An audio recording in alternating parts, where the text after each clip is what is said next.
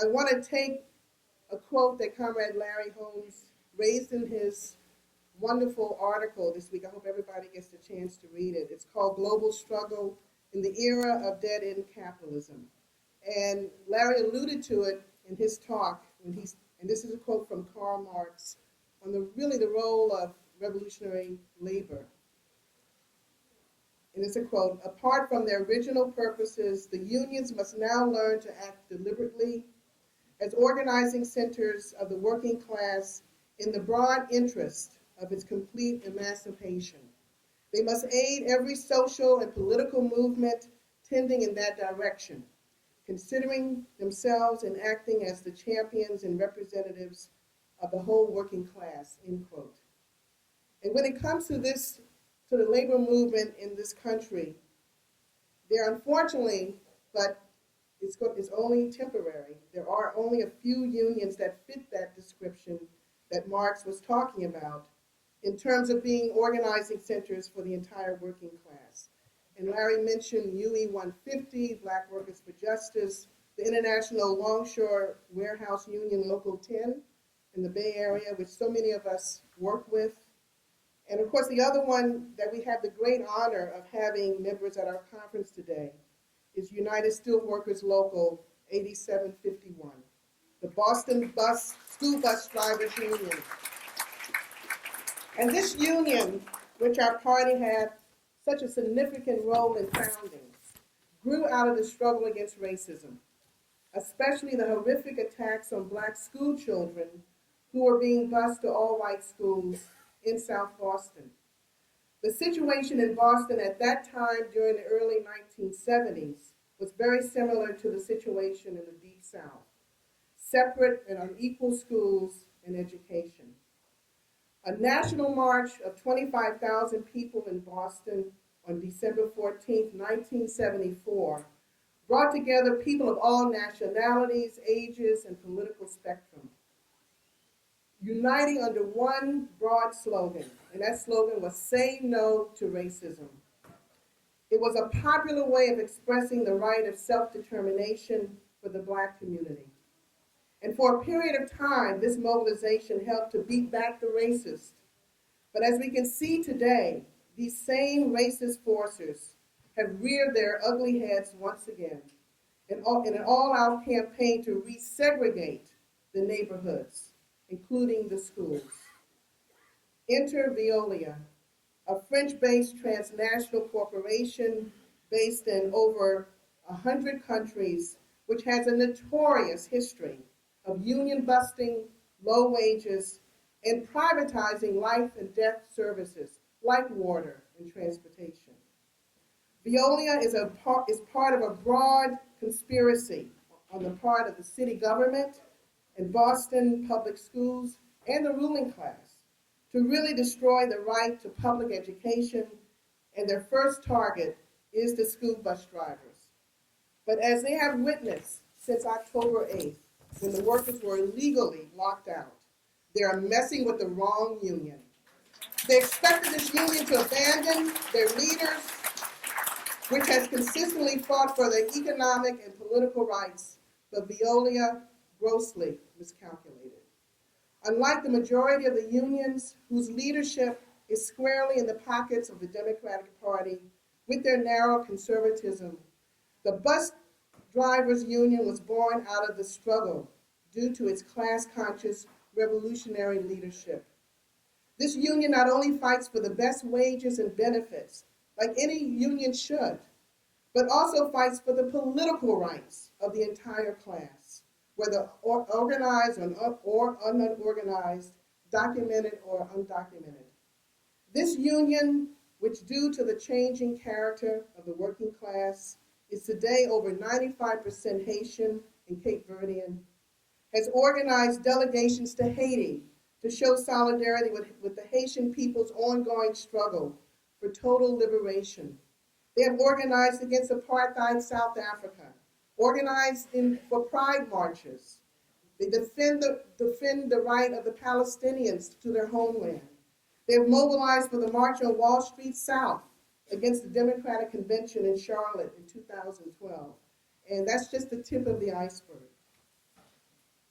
United Steelworkers Local 8751 is all about class unity and solidarity, words that are the antithesis to what Veolia is all about, which are divide, conquer, and then destroy. The bus drivers are not separated from the community because they are the community. They're part of the community. They are rooted in the community.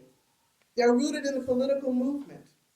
And that is why Veolia won't win in Boston, just as they didn't win in St. Louis or Sarasota, Florida, in occupied Palestine and elsewhere around the world. Our party stands with this heroic union, with our Workers' World newspaper, which we are proud to say is the paper of the bus drivers. We stand with this union in the streets because that is ultimately where the power lies, as we have seen in the magnificent rallies and marches that this union and its allies have organized since October 8th. USW 8751 leads the way in the struggle against Veolia and any other union-busting criminal conglomerate that attempts to break the solidarity of the workers and the oppressed. And now I want to introduce a comrade who is a founding member of the union, who is a member of the School Bus Union 5, which are fighting for the reinstatement of their jobs, and a leading member of the Boston branch of Workers' World Party. And as he's coming to the stage with the delegation, I want everyone to chant, "Union busting is disgusting." Please welcome Stephen Kirschbaum. Union busting is disgusting. Union busting is disgusting. Union busting is disgusting. Let me hear you say union! Union! Oh, you can do better than that. You gotta hear it all the way back in Boston. Let me hear you say union! Union! Well, we're very honored to be here today. And I want to start, my brother Andre and my sister Kiet, we're going to give you a little presentation. But I want to start by asking the fighting, militant 8751 delegation Boston, please stand up and let them see it.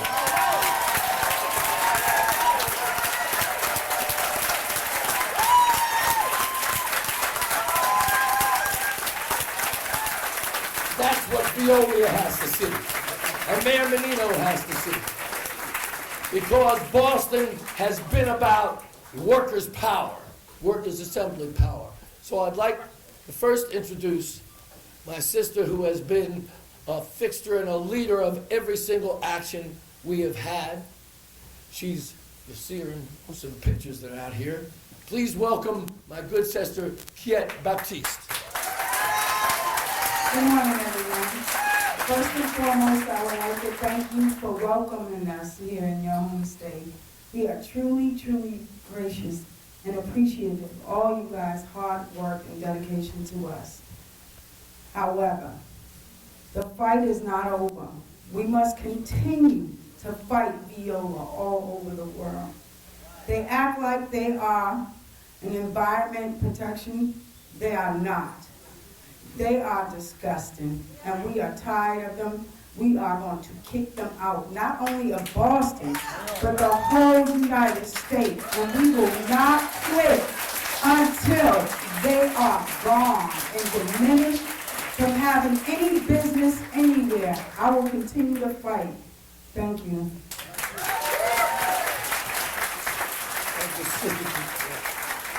Now it's my honor to bring to you what we like to say is the power of 8751. We had 100 grievances we had to do when this corporation first came to town. 57 of them were done by this man here. He's our recording secretary. He's the chairperson of our Civil Rights Committee. He's the chief steward of the Charlestown Yard. Let's hear Charlestown. And he is one of the 5, and he is my brother from another mother. Please welcome Brother Andre Francois.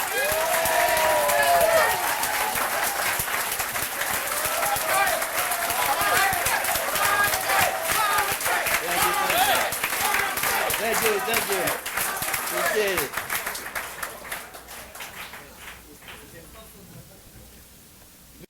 I want to thank Work as Well. I have a lot of thanks for Work as Well, so I'm going to save the best for last. I want to thank the ATU bus drivers in New York, ATU 1181 Bus Drivers Union, New York. I want to thank all the bus drivers union throughout the United States that participated in this struggle, that show solidarity throughout the country for being there with us. More importantly, I want to thank Workers' Well Party for the outpouring support they give us on all front, on all aspects. I've seen some brothers from the party here and some sisters from the party here that came all the way to Boston, like Joe Piet, like Eva, like my brother right here. He's local here in Boston with me. And I want to thank Imani. I want to thank Monica, Moorehead.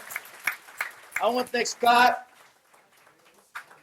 And I want to thank all the brothers and sisters. Tony over there, that was big for us on Solidarity Day on Saturday. And I want to thank Eva. Eva, I already said that. Yeah. And Eva, I can say it again. Thank you for being there 3 or 4 times. Sharon Black.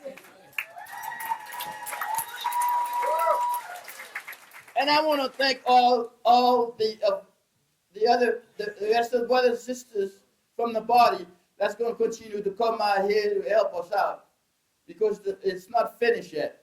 We're close to the finish line, but I learned that when you're close to the finish line is when you get all your reserve back to try to win the finish line. Thank you. Because I'm a Seventh-day Adventist, I did some research on number 7, but I didn't do any research on number 5 yet. It looks like it's worth researching that number also, because it's just like the 4th time I hear in the struggle when the company or when the bourgeoisie, when the big class going after some people, they always pick 5, like the U.S. military, like some of 5, Cuban 5.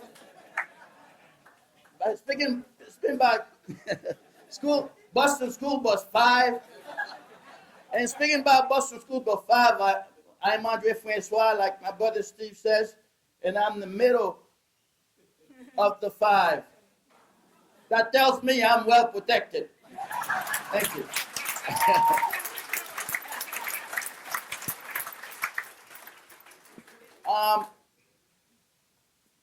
My brother Larry today was talking about the people that we have to reach out to, the organization that we have to reach out to.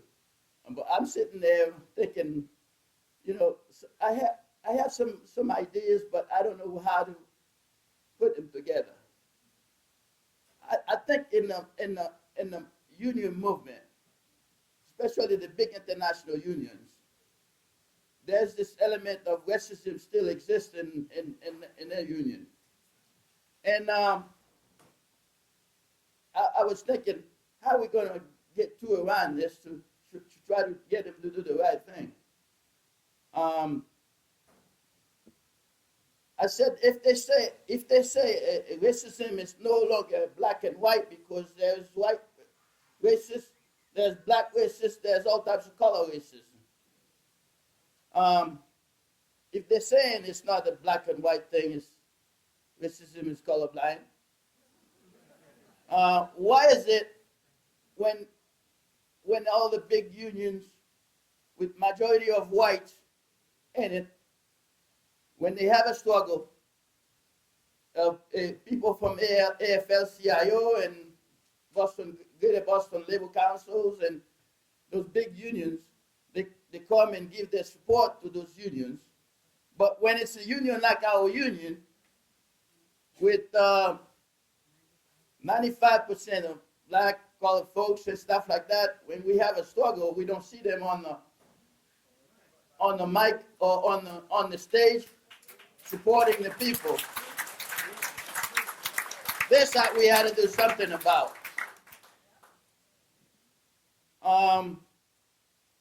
I know they could come for still keep their agenda, their position, but they still can come to show solidarity with the drivers. That's right. They can always do that, but if they do that, it shows that it still have that racism thing that we have to work around.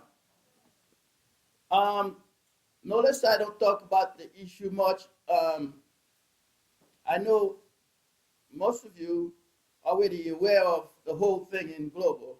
I was reserving this for my brother here that will put it into words for you. I could do a little bit of that.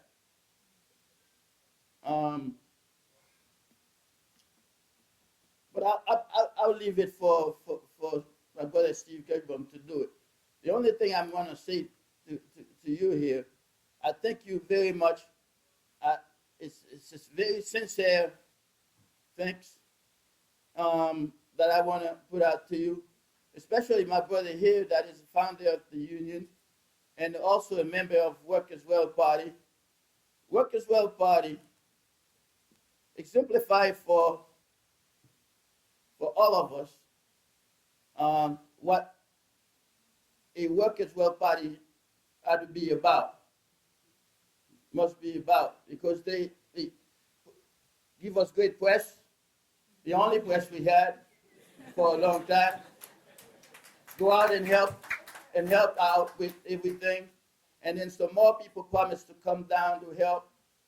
So you are the greatest, and thank you for your support. Thank you for your help. And what I want to add to end is if we keep up this good work, recruit some more people, organize, and work your differences and stuff like that, we're gonna win everywhere we go, and hopefully the five will win just like we're gonna win pretty soon. Thank you.